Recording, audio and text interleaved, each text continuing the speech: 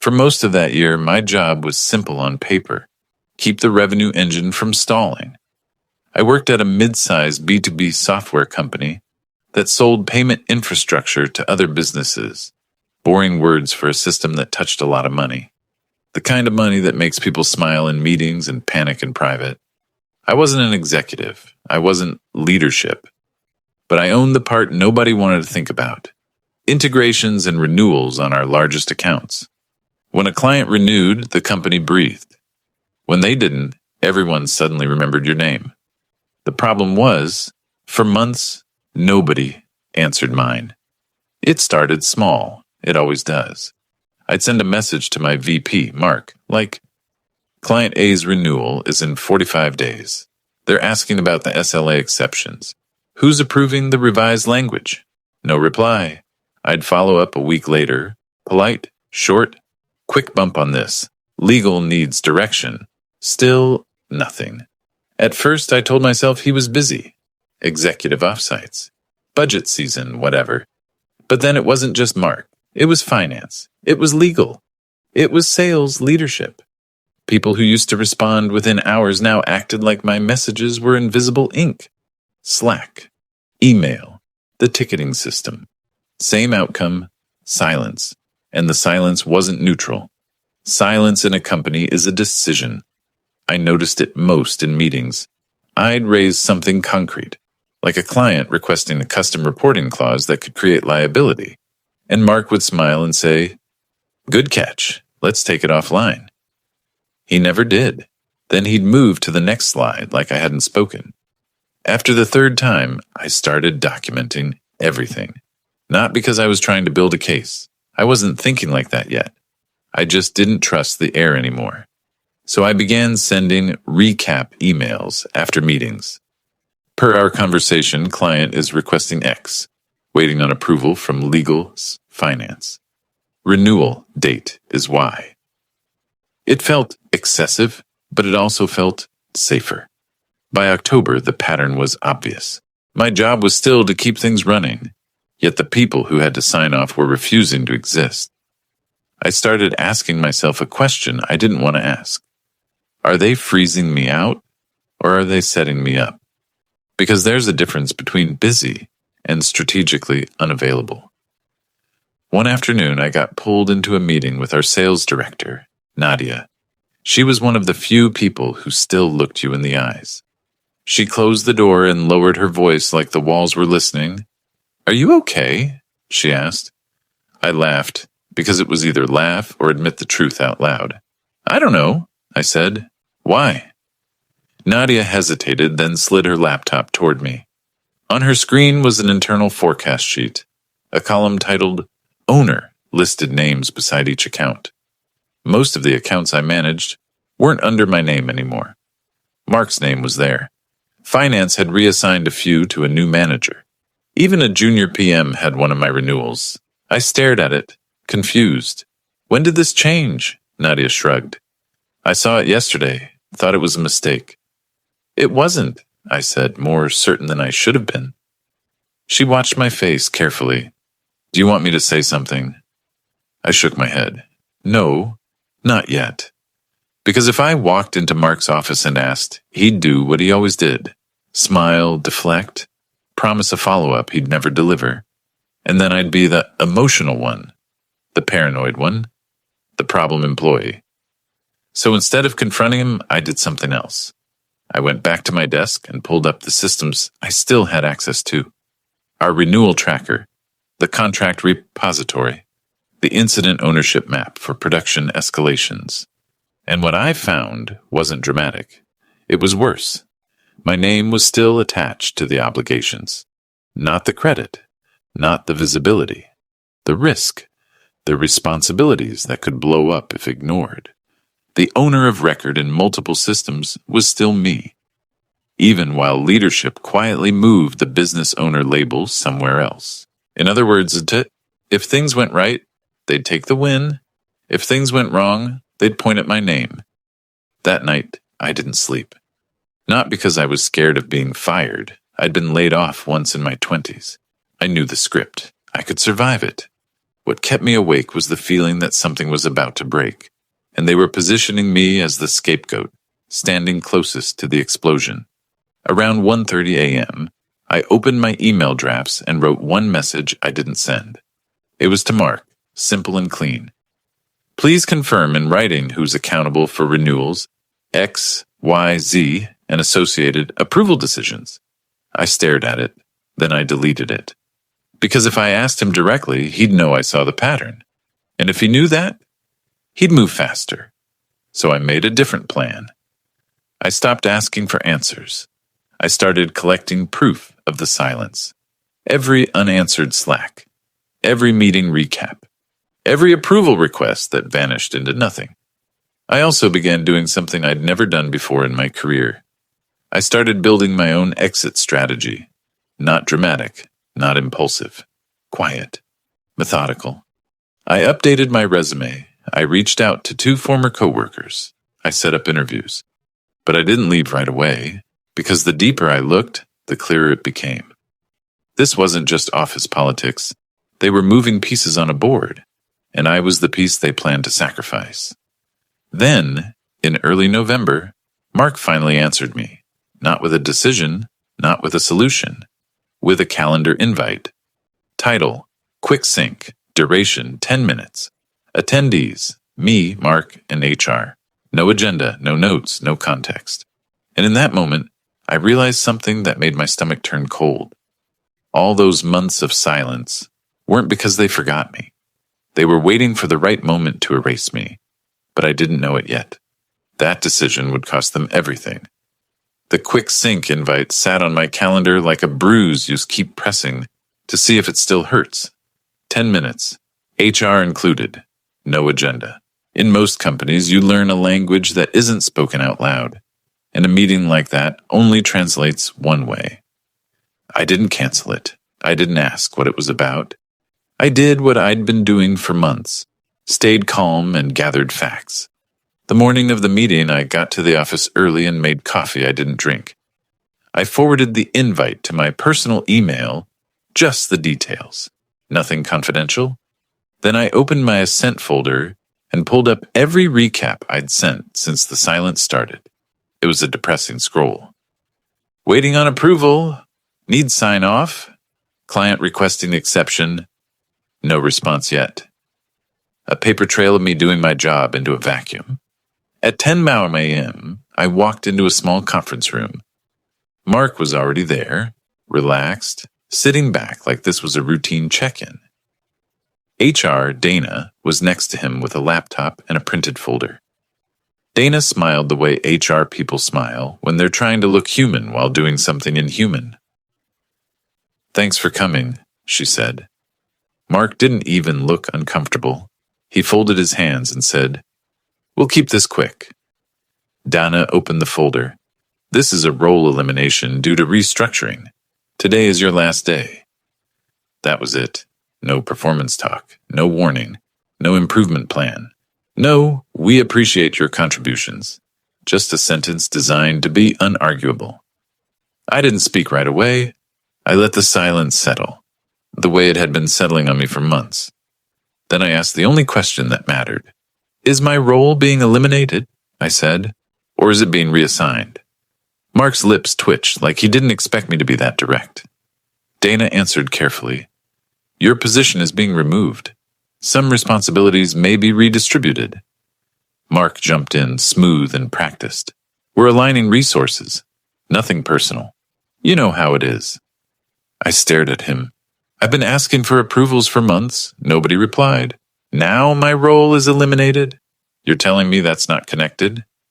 Mark leaned forward slightly like he was helping me understand something obvious. "You're reading into it." There it was. Not denial. Dismissal. Dana slid a severance packet toward me. 2 weeks' pay. Cobra info. A clause about confidentiality. A clause about non-disparagement. Mark nodded at the paper like he was proud of it. "We'll pay out your unused vacation. You'll have access until end of day to transition anything critical." I almost laughed. Transition to who? They had avoided my questions for months. Now, suddenly, they wanted a clean handoff. I looked at Dana. Can I get this in writing right now? Who is taking over renewals for my accounts? Dana blinked.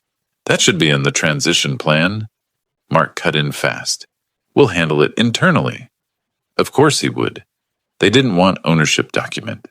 They wanted the responsibility to evaporate with me. I signed nothing in that room. I asked for time to review the packet. Dana agreed too quickly, like she'd been trained to. Mark stood up, clapped me lightly on the shoulder, like we were teammates, and said, "No hard feelings." Then he left the room before I could respond. When I walked back to my desk, I noticed two things immediately. First, my access hadn't been revoked yet. Second, someone had already been in my chair. My keyboard was slightly off-center. My monitor angle was wrong. And a printed sheet, an internal forecast report, was sitting on top of my notebook like it belonged there. I picked it up. It listed our top 10 accounts, renewal dates, and forecasted revenue. My name wasn't on it anywhere. Mark's name was. And next to two of my largest accounts I'd personally stabilized after outages and messy integrations, there was a note. Exec Spawn, Mark. Client relationship owned by Mark. Owned. Like I'd been renting the work and he was taking the deed. I sat down and opened Slack. My messages were still there, still unanswered. Threads where I'd asked for approvals now looked like abandoned construction sites. Half-built, dangerous, and ignored. Then I opened our internal ticketing system, and that's when the irritation turned into something sharper. Because the tickets didn't just show silence, they showed intent. Several approval requests I'd submitted had been reassigned, without notifying me, not closed, not resolved. Reassigned to Mark's chief of staff, to finance, to a new program manager I'd never met. But in the audit history, the requester field still showed my name. Meaning, if a client complained about delays, or if a renewal slipped, the record would still point back to me. They were stripping me of visibility while keeping me attached to liability. That wasn't restructuring, that was insulation. They were insulating themselves from blame. I took screenshots, not dramatic ones. Just the simple, boring kind that become deadly later.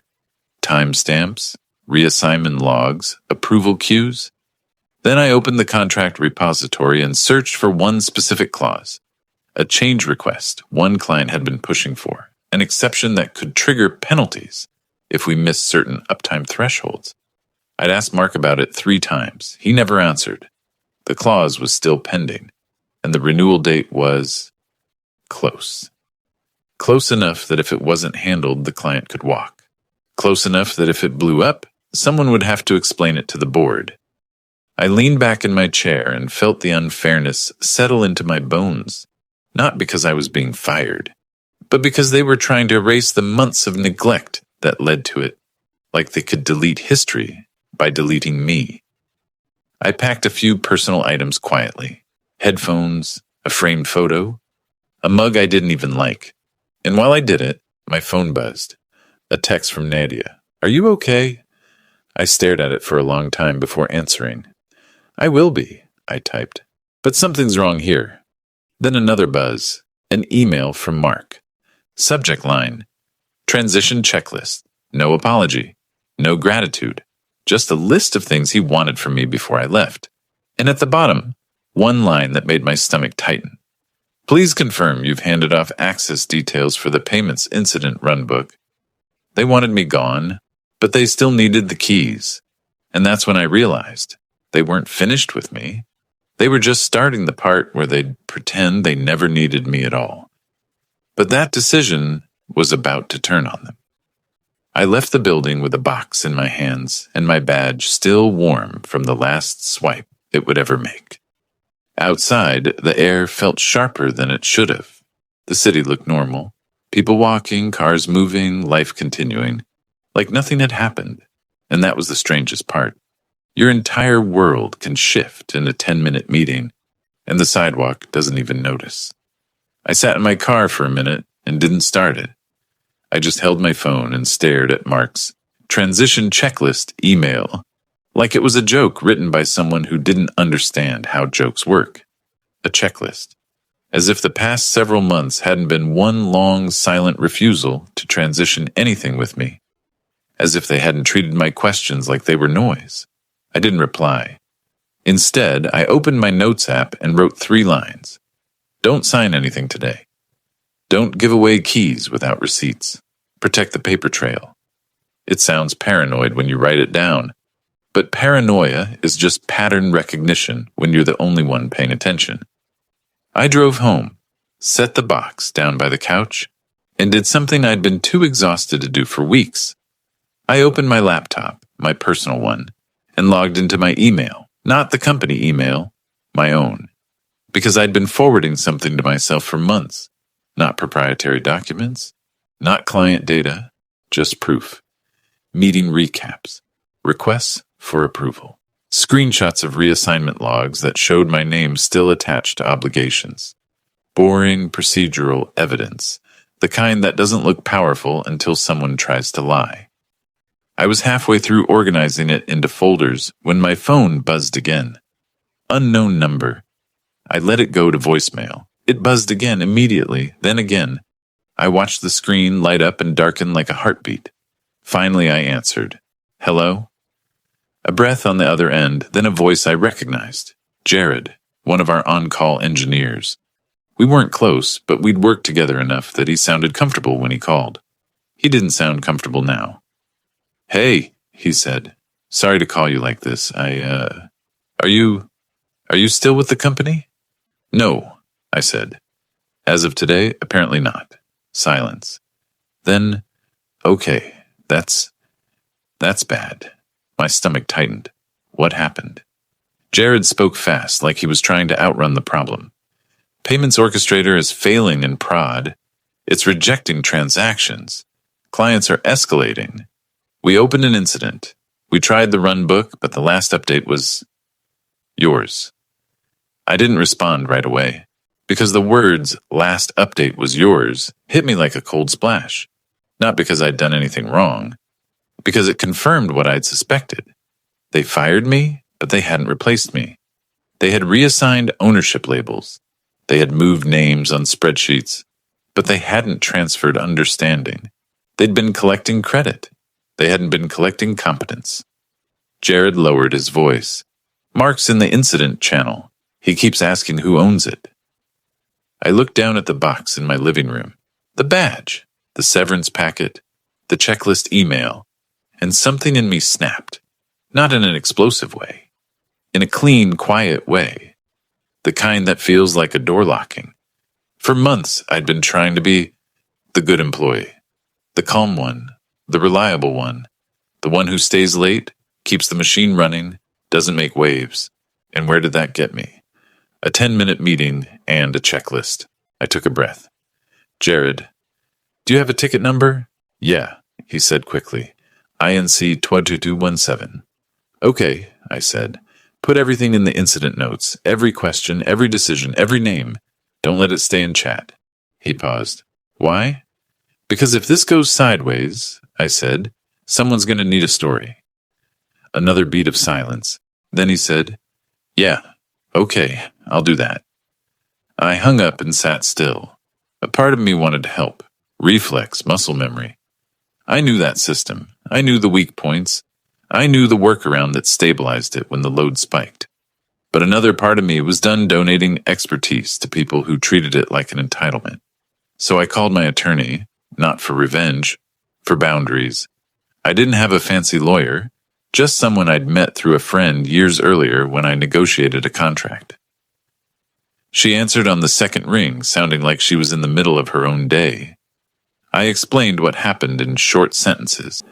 Termination, sudden, no performance issues, months of documented unanswered risk escalations. Now they're calling me about production incidents. She didn't sound surprised. That worried me more than anything. Do not provide free labor, she said. If they want your help, it needs to be through a consulting agreement, and everything must be in writing. What about the severance? I asked. Review the packet first, she said, but don't sign a non-disparagement clause while they're actively trying to use you as their fire extinguisher. When I hung up, my phone buzzed again. This time the caller ID wasn't unknown. It was Mark. I stared at it until it stopped. Then 2 seconds later, another call. Mark again, then Donna from HR. Then Mark again. They hadn't answered me for months. But now, when a system was failing and a client could walk, they were suddenly very available. I opened my voicemail. Mark's message came through first. "Hey, call me back. It's urgent." No, "How are you?" No, "Sorry. Just urgent." Then Dana. "Hi, can you please call us? We need to discuss a few transition items." Transition items. I felt something in my chest tighten, then settle. This wasn't chaos yet. It was the start of it. And for the first time since the silence began, I saw the truth clearly. They didn't fire me because I wasn't needed. They fired me because I was inconvenient. I asked questions that forced accountability. I wrote recaps that created records. I flagged risks that required uncomfortable decisions. So they removed me. And now, with production burning, they wanted the benefits of my competence without the cost of my presence. I opened Mark's transition checklist email again and read the line about the incident runbook. "Please confirm you've handed off access details." They wanted me to hand over the keys to a house they were actively setting on fire. I didn't reply. I did something else. I wrote one email to myself with a subject line I'd never used before. "If they try to blame me." And in it, I listed every unanswered escalation that led to this moment. Dates, names, threads. Then I saved it. Because I finally understood what was happening. This wasn't a termination. It was an attempt to rewrite responsibility. And if I didn't define the truth, they would. That night, my phone kept ringing, and I let it, because I wasn't the hero anymore. I was the witness. By the next morning, my phone looked like a slot machine. Mark, HR. Mark again, a number I didn't recognize. Then Jared. Then Nadia. I didn't answer any of them, not because I wanted to watch the place burn, but because I wasn't going to give them the one thing they'd refused to give me for months. A clear, documented decision. Instead, I opened my laptop and drafted one email. To Dana, HR, CC, Mark, legal, shared inbox. Subject, availability for transition support. I kept it simple. I understand my employment ended on date. I no longer have system access. If the company requires immediate operational support, I am available as an independent contractor under a short-term consulting agreement. Please confirm scope, hourly rate approval, and point of contact for written instructions. I attached nothing. I threatened nothing. Just a boundary. Then I hit send. 5 minutes later, Mark called again. I let it ring out. A minute after that, I got a Slack message. Not from Mark, because my account was already disabled, but from Nadia on my personal number. They're saying your documentation is incomplete. I stared at the text until it stopped feeling surreal. Incomplete, I typed back. After months of unanswered requests? Nadia didn't answer right away. Then she sent a screenshot. It was an excerpt from the incident thread. Someone had pasted a line from the runbook with my name on it, and Mark replied underneath, "Wasn't updated. He owned this. We're cleaning up the mess." My throat tightened, not with panic, but with clarity. So that was the play. Erase me, then blame me. I forwarded Nadia's screenshot to my personal email and added it to the folder I'd created. Then I replied to legal, short, controlled, and deadly polite. I've been made aware statements are being circulated that my documentation was incomplete. Please preserve all incident communications, ticket history, and audit logs related to payments orchestrator, INC 27, and associated renewal approvals. I will not discuss operational details without a written consulting agreement. Within an hour, Dana replied, "Thank you. We may need your help today. Can you hop on a call?" I answered in writing only. "I can review a consulting agreement immediately. Please send rate approval and a statement that I am not responsible for events occurring after my termination and access removal." No response for 20 minutes. Then Mark emailed me directly. Subject: We need you. ASAP body. Just call me. It's urgent. We're losing transactions. No greeting, no apology. Still trying to pull me into an undocumented conversation where he could later say anything. So I sent one more email, this time to Mark and Dana together. I'm available at $450 HR, 4-hour minimum, paid same day via ACH. I will require written scope and incident commander name. I will not access client data directly. I can advise based on your team's screenshots, these logs. I didn't enjoy typing that number, but I understood something now. They weren't calling because they respected me. They were calling because their shortcuts had finally met reality. And then silence, the kind that means something's gone wrong. 2 hours later, Jared called again. His voice was tighter.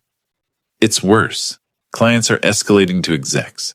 One of the big ones is threatening to pause processing until we prove stability. Are they still blaming me? I asked. He hesitated. Mark is. Yeah. Okay, I said. Listen carefully.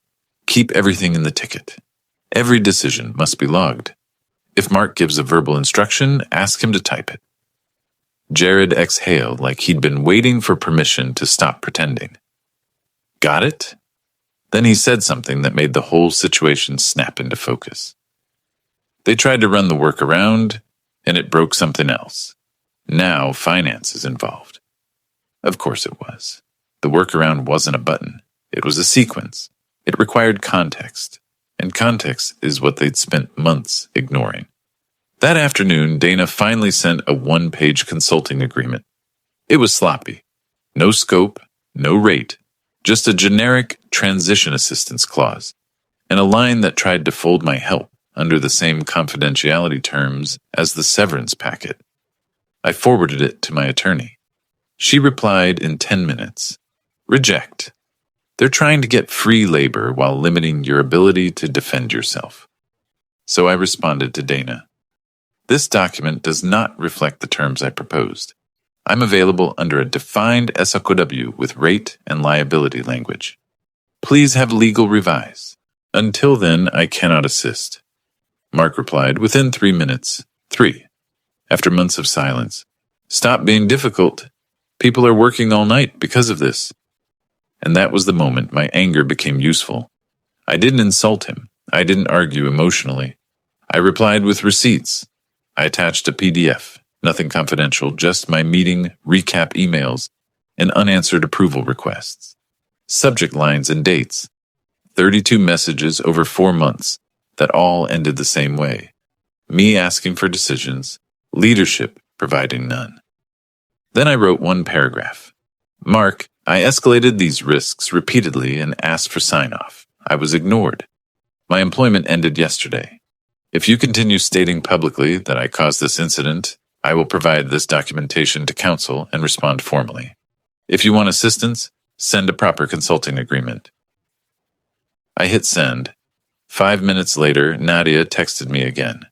I just heard Mark got pulled into a call with legal and the COO. Good. That was the first crack.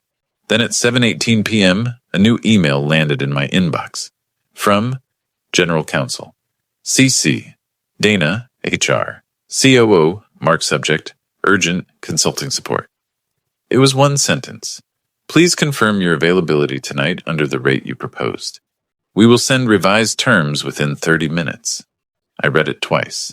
They didn't write that because they suddenly valued me. They wrote it because someone above Mark had just realized the same thing I did.